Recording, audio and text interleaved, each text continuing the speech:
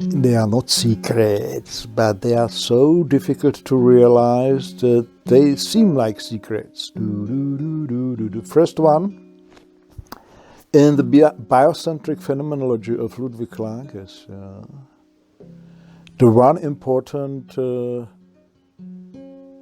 ontological point about the soul and body and analytical reason is to say that all cognitive functions, even though functions that he criticizes, which have arisen due to the attack of this acosmic Geist, as he calls it, of this acosmic entity, of this life-destroying entity, which has hit the human soul some 10 or 15,000 years ago. Even all those cognitive functions are a function of a soul, but of a soul that has been torn apart, punctuated by the beam, let us say, metaphorically, by the beam of analytical consciousness. Exactly, I use a metaphor to imagine what has happened in the human soul after it has been attacked by this acosmic entity, Geist, like it's a lake or a pond, calm, transparent, brilliant, deep, full of mysteries, which is mirroring on its surface the sky or the trees that stand around it. It's mirroring, and this is what I call a mirror of the soul, which is a way of experiencing the outside world as animals do, as children do, as artists and poets and musicians and sportsmen or craftsmen do, or farmers do, or lovers do, music composers do, in the special moments or periods of their lives when they are free from the ego. When they simply passively mirror the processes of the world, of the biosphere, let us say. As we know, we touch another secret, which is obviously there to everybody to experience, but nobody has formulated in such ontologically interesting or penetrating concepts as Ludwig Klages. That the real, let us say, causing sphere of this biosphere of the earth, the source of all motion, life, and metabolism, whatever you call it, is the morphogenetic field area. The soul of this planet is composed of enormous amounts of souls that we can imagine as morphogenetic fields of all plants, of all animals, even of all elementary conglomerates in the style of Albert North Whitehead, who is speaking about, he's writing about organisms, large and small. There are only organisms for Whitehead on this planet. The small ones are the individual ones that run and that grow like plants, animals, and man. And the big ones are the elementary conglomerates like the lakes, the seas, the mountains, and the winds and rivers and so on. And they all are pushed forward, let us say, or changed or made to move by their souls, morphogenetic fields, informational fields, in modern terms speaking, software of the matter is the soul. Yeah? The soul is the same as the morphogenetic field or the informational field or the software of the body. The body may be a body of a living organism, individual, like animals, plants, man, or it can be a body of a non-living entity like, in the sense, lakes, seas, and stars and planets, whatever you call it, rivers, winds, and these morphogenetic fields constantly are in a dynamic process of interweaving, penetrating, uniting, or opposing each other. The principle that governs this weaving and joining and dissolving or distancing of these fields is a principle of similarity and dissimilarity. Similar draws similar to itself, and dissimilar is being pushed away. And these morphogenetic fields and this software of matter has the innate, let us say innate or natural tendency or a drive to embody in matter. So, and the matter, living or non-living, is a kind of, ontologically speaking, a place, a sum of places, of locations on this planet where these morphogenetic fields embody. Okay.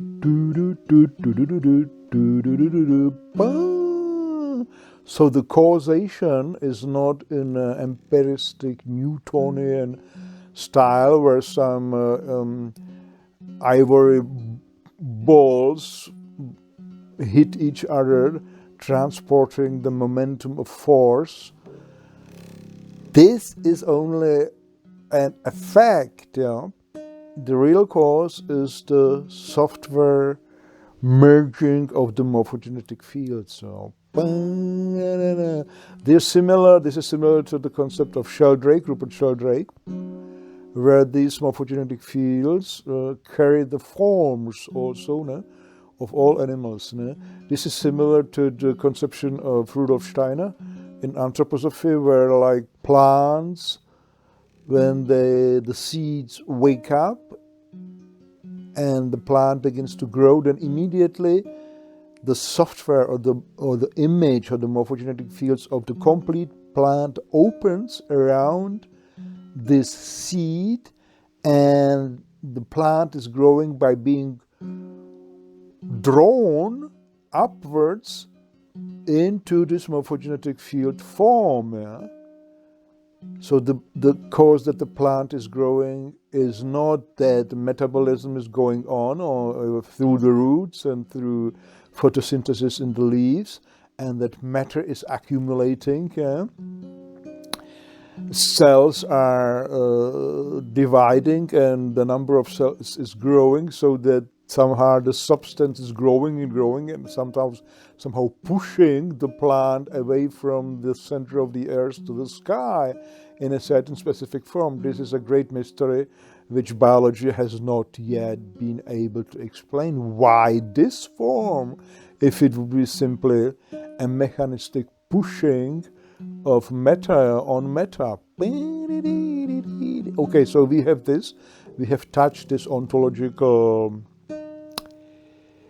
essence of causation, which through morphogenetic fields, software is causing the shape and the motion of the hardware of the bodies. Yeah?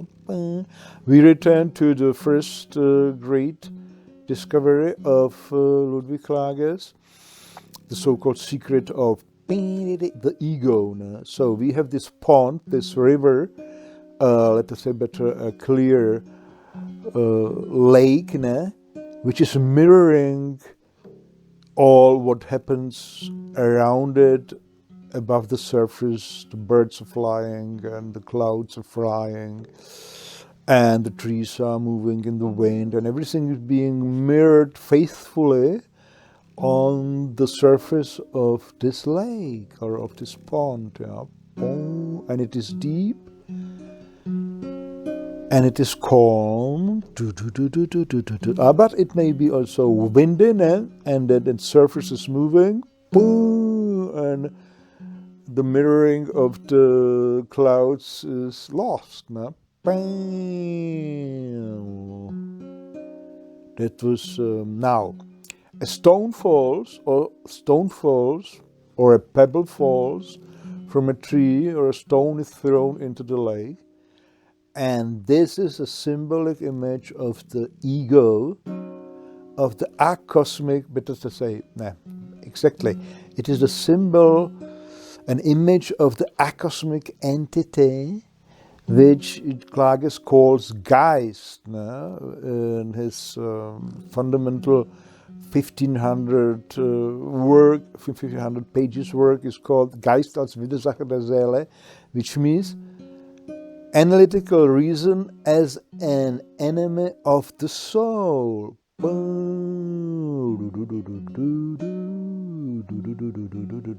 So it is caused by this falling or hitting of this lake with a impulse which is ontologically very, very difficult to imagine because it is acosmic. The cause is acosmic. It does not come from this cosmos. We can only follow it due to the effects it has on the function of the soul. And the functions of the soul is changed gradually, starting from the first hit. If you imagine this stone falling through the calm water of the lake, then the trace it leaves is, again, to say metaphorically speaking, is the ego. The first effect is the arising of ego. That means nothing else that the functions of the mirroring of the soul are disturbed. There's the first disturbation and coagulation, let us say, or the first wound, something is being torn, and it changes the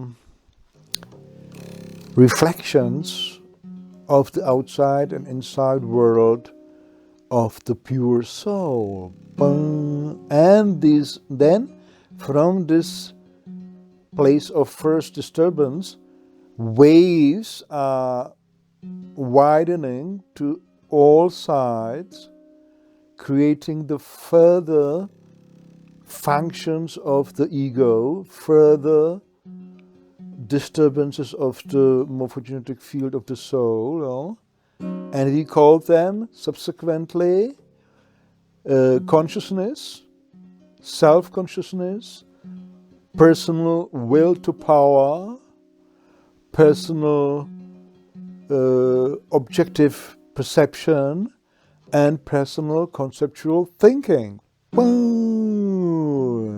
So you see there is a synonymity between the expression ego and person. A child or an animal, a young child or an animal, does not have a person. It has only an individual soul. And it is logical in the development of the disturbances.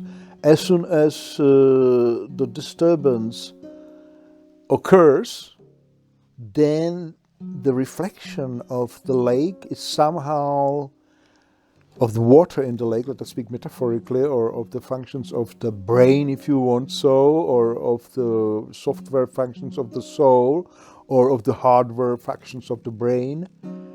They are torn, they are twisted on itself somehow, and what we call consciousness arises. do-do-do-do, do-do-do-do. I am I. Yeah? The acosmic entity, which is very interestingly defined by Klages as the same, not identical, but the same for all human beings, for all young children, let us say, that are being hit by this cosmic entity in a certain stage of a development of a human race, where the constitution of the inner world becomes so complicated that the soul has to pause for a short moment, and we can point it down exactly when we know the Husserlian conception of the so-called retention by Husserl. Retention, this is a moment where the soul has to turn back, metaphorically speaking, for a fraction of a time to constitute an image of the world in which this individual organism is living. It does not happen with animals because the inner world of the animals compared to the human is rather simple, so that an animal can live continuously without pausing. I mean, the soul of an animal can constitute the world of its experience continuously flowing without stopping. Whereas in a human, whose soul has the specific ability to expand much more further into the space and time, this actually is the specific step which takes a man out of the realm of animals, that his soul can expand further in space and time than the animal soul, so that we, as the old races of man and primitive man, they started to imagine that, something is going to happen. They started to remember that something had happened, and so animals don't do this. They have only instincts, and they live in an immediate presence. So this ability of the human soul to expand more in time and space, and in the sense to become rich and to become complicated, has caused this moment of short stoppage, so that to create actually the image of the moment in which we are living now had to stop for a moment. The soul had to turn back, and in this moment of Husserlian retention, which is the only place and only moment in the biosphere of this planet, this acosmic entity hits, attacks, because its essence, as we may dare to speculate, is immobility, motionlessness, freezing of life into something non-living, and he does it through various stages, stages of development of disturbances, of widening of disturbances in the morphogenetic field of human soul, and via the control of the human body through these disturbances. The final goal of this entity is the destruction of all life on the planet Earth, through human technology and through human thinking, conceptual thinking, and through human acts of power.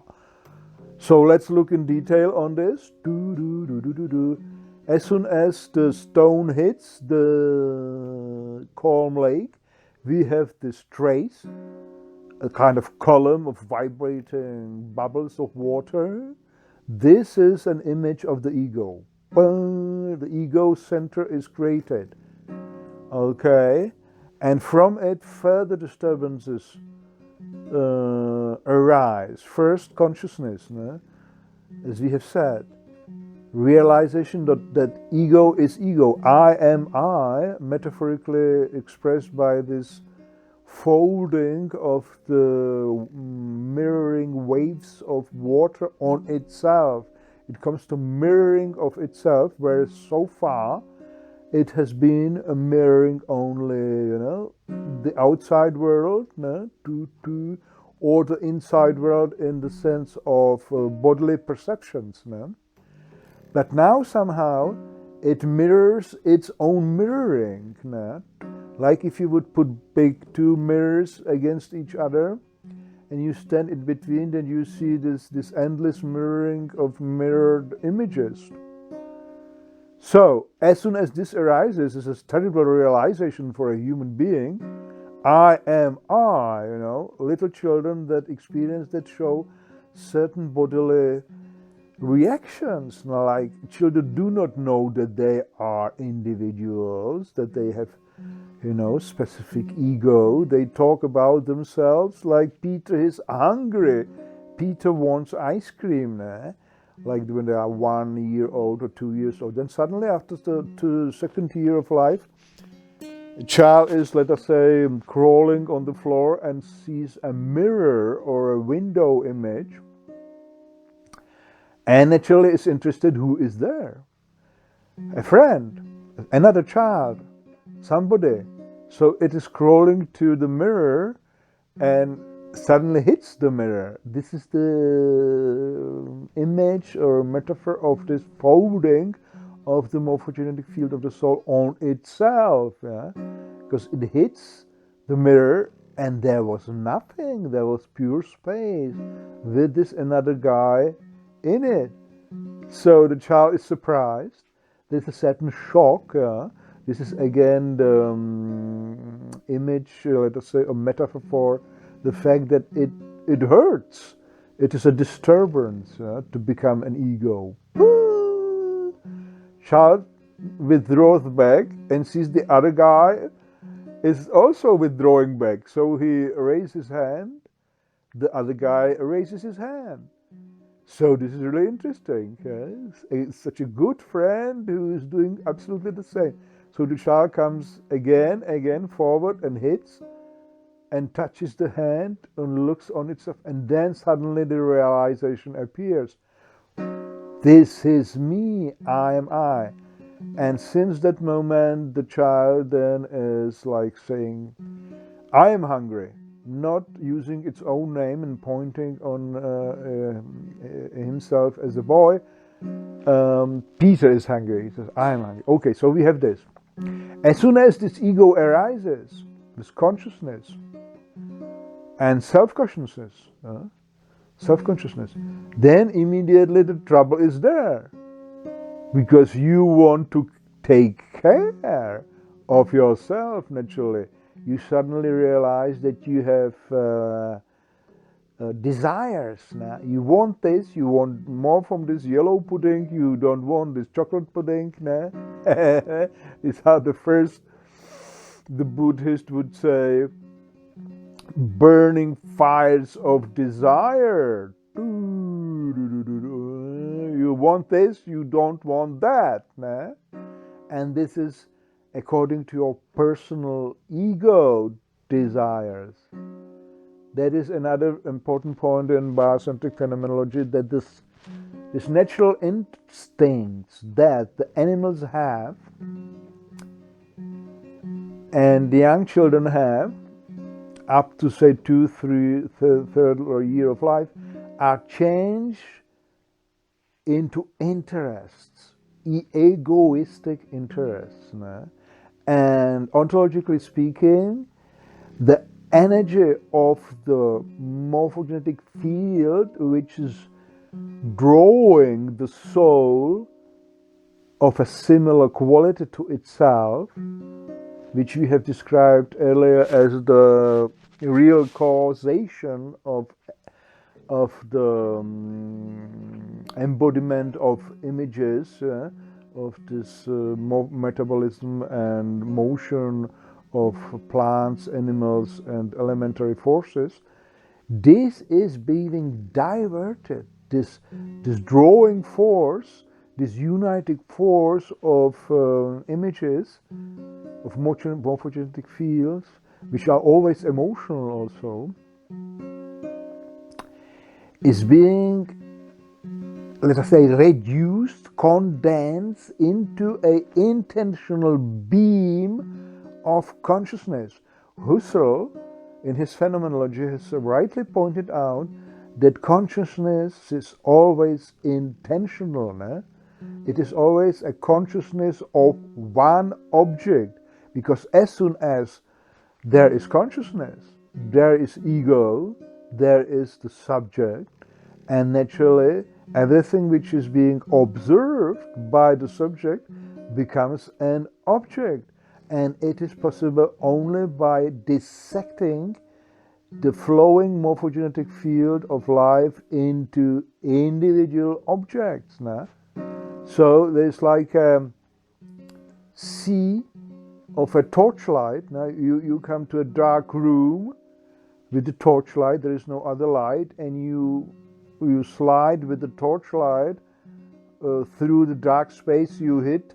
Here a dark place becomes lighted, and there is an old book, and then you move it, and there is an old shoe, and you move it, and there is a cat which is looking at you, and you move it. Further on there is an old chair.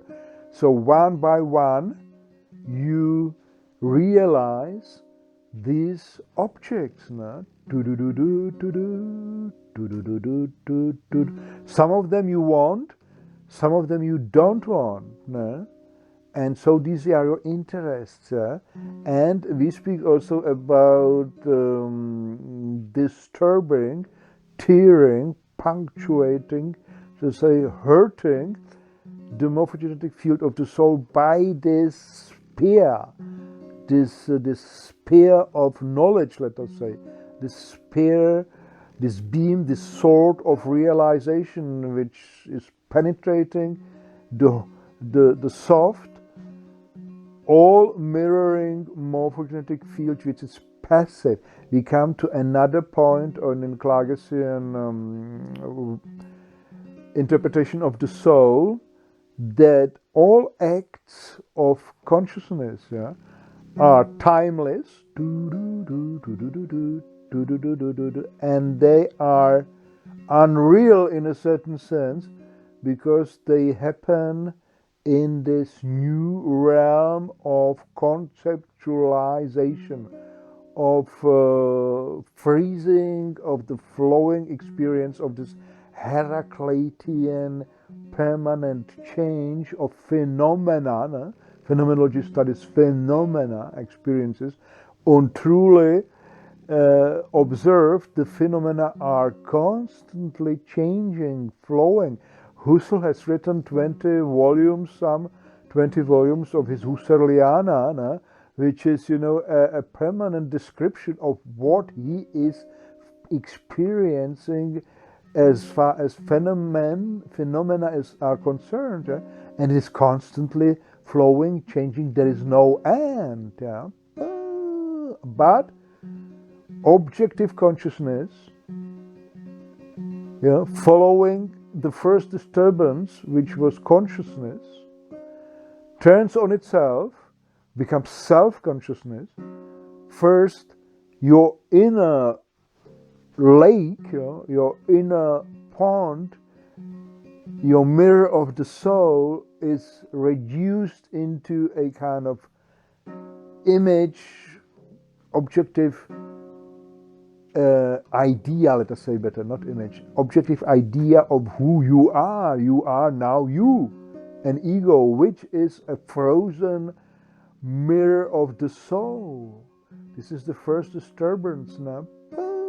And it immediately loses its ability of permanent, fluctuating experiences, hippie-like, music-like, drug-like, like sport ecstasy-like, artist creation-like, animal-like. It loses this plastic, weaving ability of, being one wave in the ocean of the biosphere, of these morphogenetic fields, of the biosphere, and emotionally full, in the game, because these morphogenetic fields are, when they unite with the human soul, any field, a field of a lake, of the sea, of your beloved girlfriend, let us say, of the animal you like, of your dog, of a ripe tomato, of music you hear around the corner, or of the hot blood in your body when you run. If you jump into cold lake after running, and so on. This all in the moment when these morphogenetic fields merge, emotion arises. The living under the wings of the cosmogenic eros, which is another important work of Klages, the cosmogonische eros, or cosmogenic eros, an eros which is creating a cosmos, genetic, cosmogenetic eros, is that it is all the time dynamic and full of emotion. That's what we love when we dance and are looking at the beautiful shape of our girlfriend. Okay, or we hit the yellow balls on the tennis field in an ecstasy, and don't think about what it is worth, or how much and when, and we do not reduce the surfaces of this flowing experience around us into calculable objects. Now, you can talk about Zen, a Zen satori of the same. This experience has been searched for all through human history in all cultures, using various methodology like satori in Zen. The realization that all the mental panorama, all the objective world concepts are an illusion, that there is only now and pure experience, emotionally loaded, which the Zen culture has transformed into a kind of haiku poetry, because they naturally is a Japanese culture is, in a certain sense, more distant to an open emotion like as the Europeans are. So forget it. Let's go to our sequence. We have created these objects. We have condensed the objects of the flowing outside world by looking at them with our ego. We have started to penetrate and to disturb, to punctuate the elastic field of the soul with the straight forward sharp beam of conscious realizations, thus creating objects, and thus creating also later concepts, which concepts are, let us say, ideal forms of the objects that we have first condensed in the stream of perception. That's why my method of describing it is a new melodramatic thinking method of Heros Pavlos. That's my artistic name, because I have realized that philosophical thinking without the vibration of string instruments hitting my brain is already in danger of condensing the real dynamic phenomenological experience of life into philosophical concepts that kill me, and I don't see no images say I don't see any images, yeah, and I become bored, and I become old and disinterested. I mean, not inspired, let us say better. Because inspiration is another word for this merging of morphogenetic fields. Heidegger has pointed out that deep thinking is the being called upon, being drawn into the akashic pool of deep thoughts that have ever been thought on this biosphere by human beings. Yeah?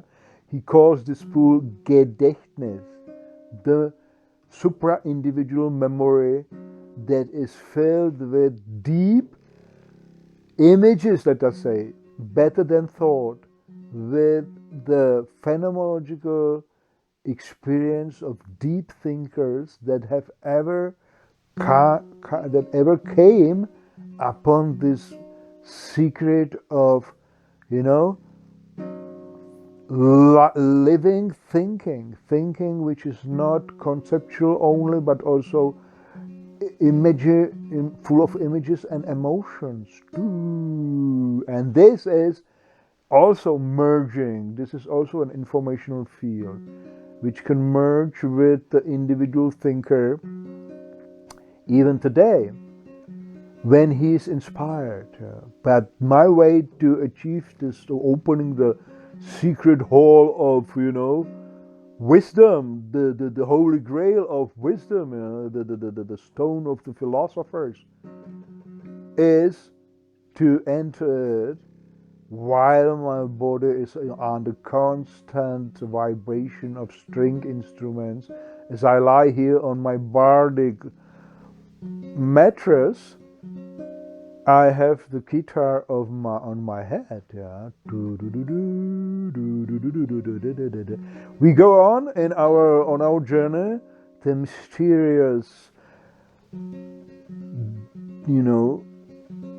lakes and seas and deeps of biocentric phenomenology, which is Klages' official name for his system, which is biocentric, because life, bios, is in the center of his interest, defending life. As Klages, also Nietzsche, both of them have chapters in their large work like Consciousness as an Enemy of Life. Yeah? Consciousness as an enemy of life. Yeah? By the way, Klages is, in my view, the best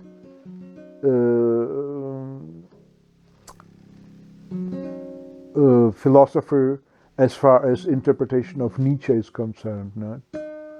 And in a true sense, he is the continuation, his work is the continuation of Nietzsche's work, Nietzsche thinking, with the exception of one correction that he has done, that he has pointed to the mistake that Nietzsche has done by considering his will to power to be a biological force.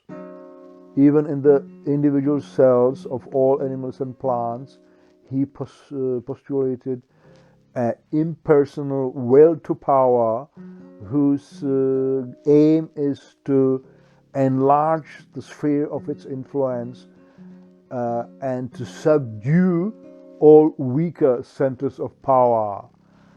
Whereas Klages pointed out to the fact that this was a mistake by Nietzsche. I would say it was caused by his own physiology, by his own, when we so to say, out Nietzsche, when we take his premise that everything is body and spirit, thinking and soul are just evaporations of the physiological processes of the cells of the human body, then we can out Nietzsche by saying that his body, which was permanently ill, forced him, not permanently, he had also beautiful periods of great power when he was running like a hare in the mountains and around the lakes and seas, and was then in the kind of jubilee of his power composed some of his works. But some of his works were composed in a terrible kind of headaches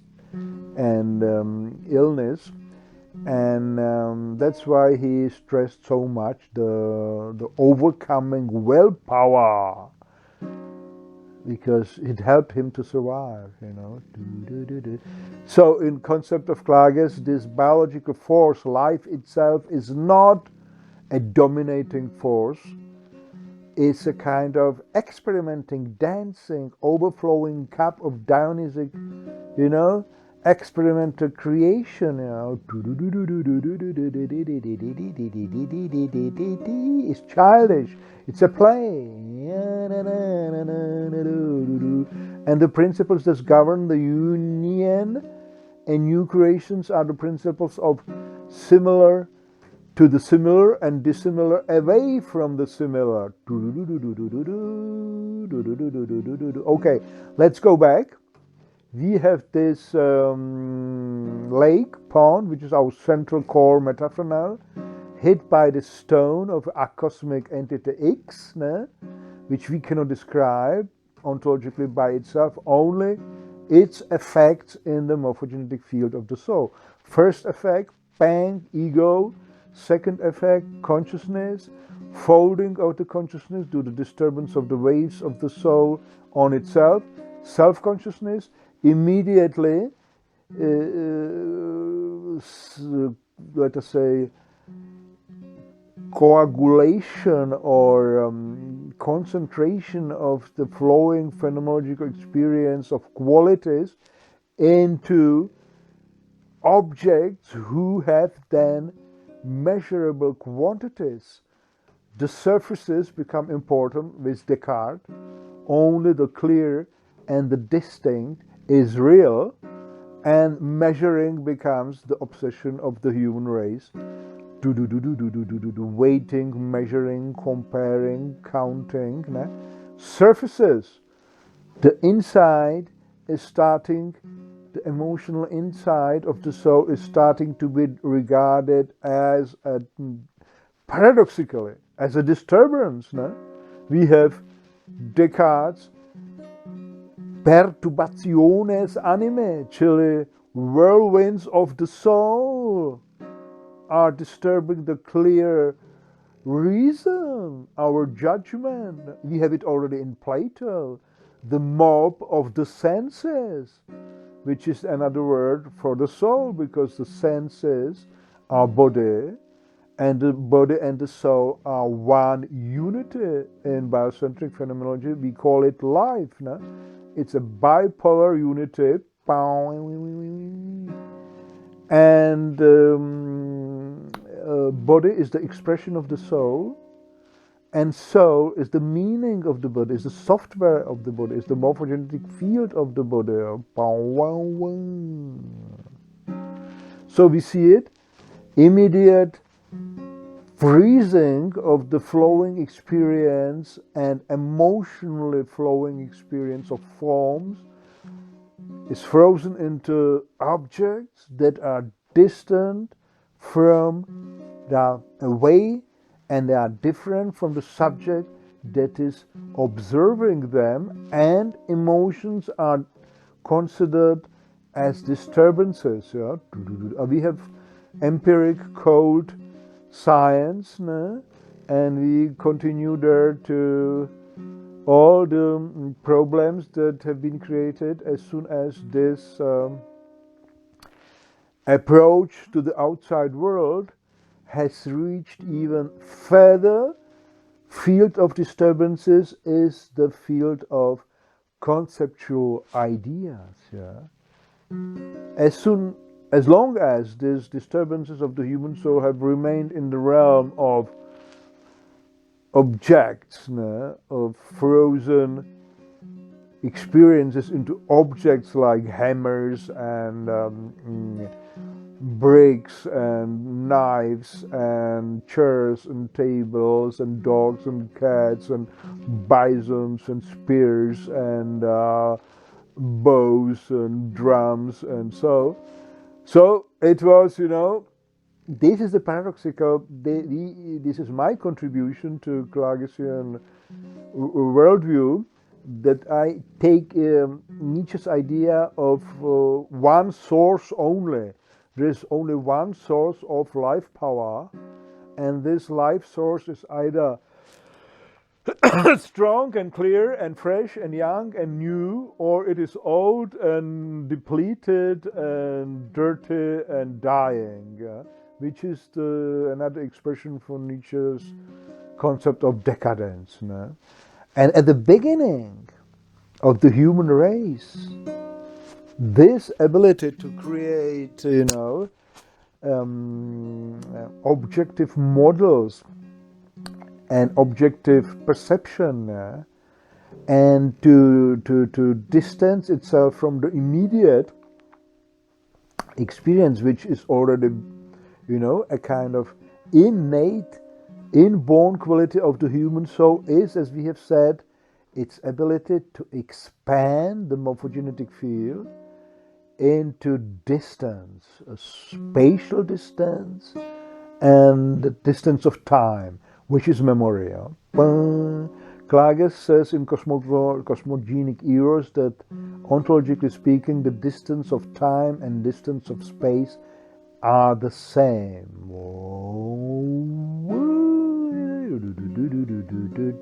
Interesting contribution is by Sheldrake to this realm, when he says that even the perception, the qualities, the phenomenological qualities of human perception, of any perception of all animals, of plants, is happening outside the body, outside the nervous system.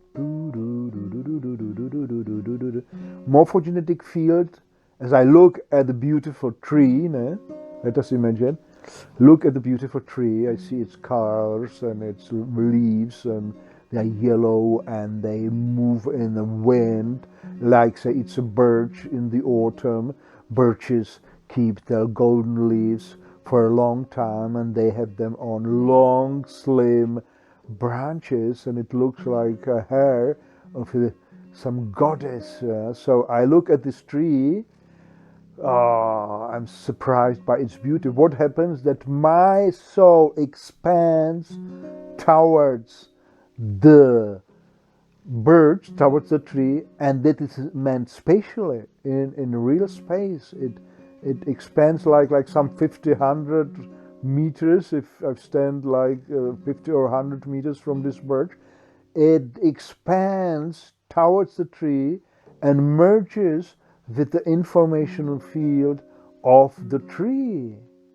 And in the realm of intersection, of merging of this field, there is the place of the qualities of my phenomenological experience.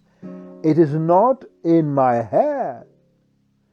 And I can measure in the nerves of my brain and the brain cells and axons, what they are called. I can measure some electromagnetic field changes, as the ions of natrium and calcium, as they penetrate the membrane of the nerve cells, which is actually the physical cause of nerve impulses. Transmission of nerve impulses is the imbalance in the cation-anion ratio on the membrane of the brain cell. Okay, and this I can measure, but this is only a correlate of what I am phenomenologically experiencing in my soul, and the ontological place of this experience is outside the brain. It is around the birch. Okay, so we're talking about this, and this gets disturbed by the spearhead of clear-cut consciousness which is watching this tree as a pure object, that is, say, it either concerns you not at all, you just simply notice it as a kind of another object. No? There's a stone, there is a shore, there is a house, and there is this tree. You register it as an object and doesn't concern you at all. Yeah? Or if you are owner of the house and you are checking for some possible danger and you see this birch is growing too close to your house, then you are going to see it with an eye of a, of a woodcutter. You are going to cut it down. Okay, you don't care about some emotional experience. The morphogenetic fields of all men who are calculating, who are perceiving nature as an object of business or of some pragmatic action, is not able to passively enlarge itself and merge with the soul of the tree, like Aborigines and American Indians and all so-called primitive people are capable of this. That's why they worship the trees, not only because they have some funny ideas, but because they really permanently, every day, every hour, experience them as living friends. No? So, as I have pointed out, as long as this kind of freezing of the world, freezing of our phenomenological experience into object was concerned only with the things as such, house equipment and journey equipment and ships and so, and horses and saddles. Well, it was not fine, as we have said. It was destroying the natural world, but it was not dangerous for the biosphere. But when we have started to enlarge this disturbance field into the field of concepts of pure abstraction, and we started to make models of life itself and models of matter itself in physics and in biology and in philosophy, let us say, it was not so dangerous, but in applied psychology and applied chemistry of agriculture and applied, abstract thinking in mathematics and in quantum physics and atomic physics and so. So these conceptual, this ability to, we would say like this, at the beginning, this ability of the soul to enlarge its morphogenetic fields into distance, was helping us to become human. And this is the same quality, the same ability to expand the soul field, which has been attacked by the egoistic functions of consciousness, self-consciousness, personal will to power. Because as soon as there is self-consciousness, as soon as you start to have troubles, how are you going to do? Are you going to win or lose? Are you going to die or live a longer time? Then you become to take care about what you are letting to enter into your realm of influence and what you are refusing. You become to choose. You become to apply the personal will to power. And this personal will to power is very strong in freezing the world into objects that are desirable or are not desirable. and then the freezing of the phenomenological experience into abstract concepts like, what is love, what is friendship, what is democracy, what is true, and what is, morally acceptable, morally not acceptable. There is Nietzsche is the master of, pointing to that and discovering all the lies or the mistakes and necessary lies and necessary mistakes that we make to survive.